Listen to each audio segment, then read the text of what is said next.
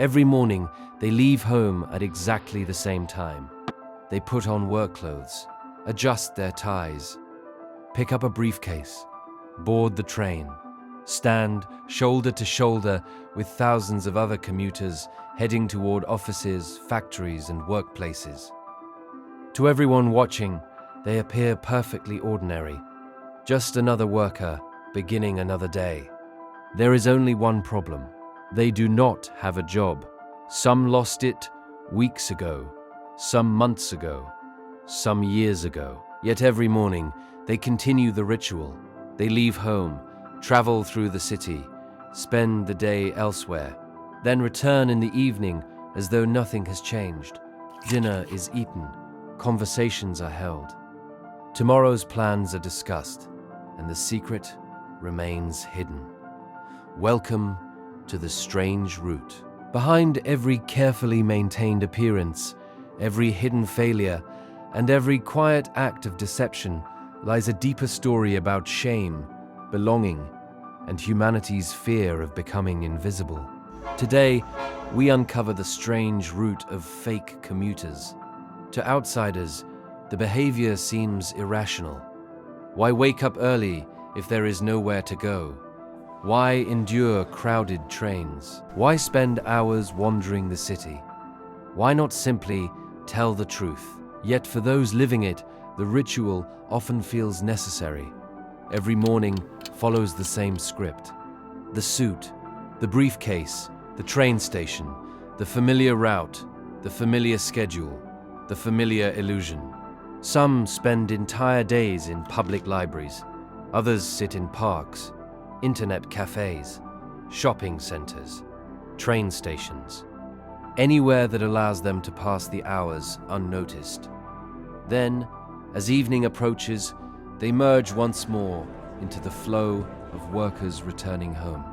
The city swallows them in the crowd, which is precisely why nobody notices them.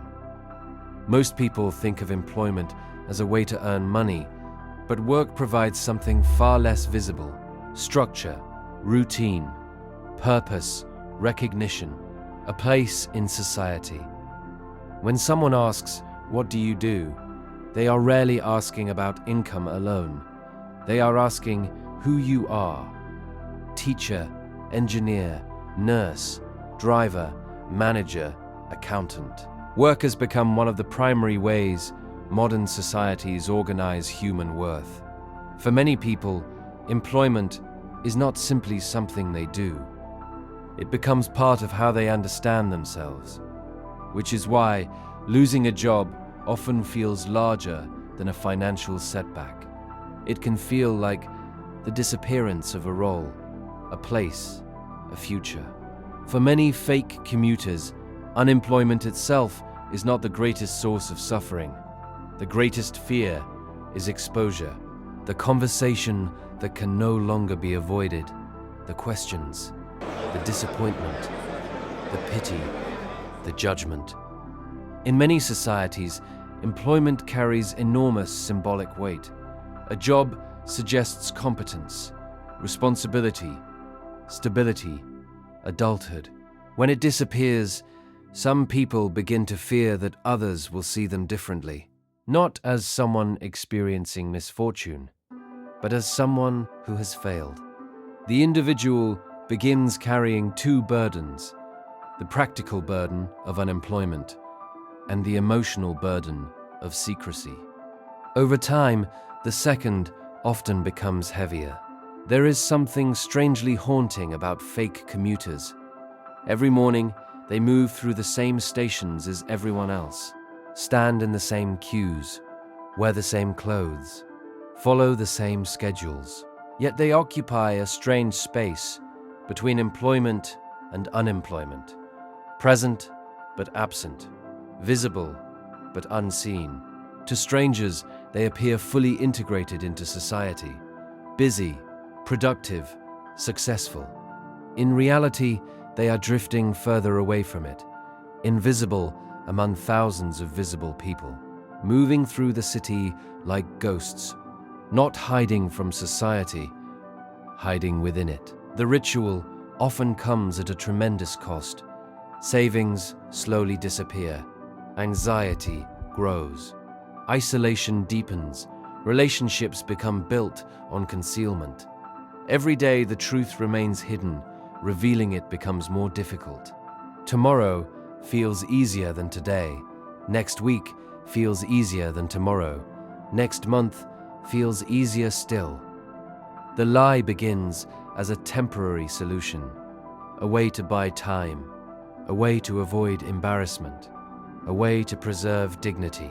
But time has a habit of turning temporary shelters into permanent traps. The illusion that once protected a person gradually begins imprisoning them. For many years, fake commuting was most closely associated with Japan. Stories occasionally emerged of unemployed salarymen who continued putting on suits every morning long after losing their jobs. Some spent entire days in libraries, public parks, train stations, internet cafés, anywhere they could quietly pass the time before returning home in the evening. The ritual allowed them to preserve the appearance of stability while hiding unemployment from family members and neighbors. But the phenomenon is no longer limited to Japan. In China, similar stories have emerged among younger unemployed workers. Some spend their days in public libraries, coffee shops, shopping malls, co-working spaces, places where they can appear busy while avoiding difficult conversations about job loss. Periods of rising youth unemployment have even led to online discussions about pretend commuting as a recognizable experience. Elsewhere, the behavior often takes different forms. In South Korea, unemployed workers sometimes maintain routines resembling work schedules. In Europe and North America, some leave home each day to avoid questions from family members while quietly searching for jobs or spending hours in public spaces. The details vary. The psychology does not, whether in Tokyo, Shanghai, Seoul, London, or New York. The same fear appears again and again. The fear that unemployment is not merely a financial problem, but a social one. At first glance, fake commuting appears to be a story about unemployment. Look closer. It is really a story about belonging. Humans have always needed food and shelter, but we also need something less tangible, a place within the tribe, a role, a purpose, a reason for others to recognize us. For most of history, belonging offered protection. Today, belonging is often tied to productivity. The question is no longer simply, are you part of society? The question increasingly becomes, what do you contribute? A job answers that question, which is why losing one can feel strangely similar to disappearing. The commuter train becomes something strange, no longer transportation, a daily ritual proving that a person still has a place in the social world. The briefcase may be empty, but it carries something heavier than documents. It carries a person's remaining dignity. Across countries, cultures, and generations, the pattern repeats itself. People hide unemployment not because they are ashamed of having no work, but because they fear what others might conclude about their worth. Yet the ritual contains a tragic contradiction. The illusion protects dignity, but it also delays recovery. The shelter becomes confinement.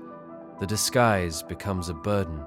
The longer the secret survives, the harder it becomes to begin again.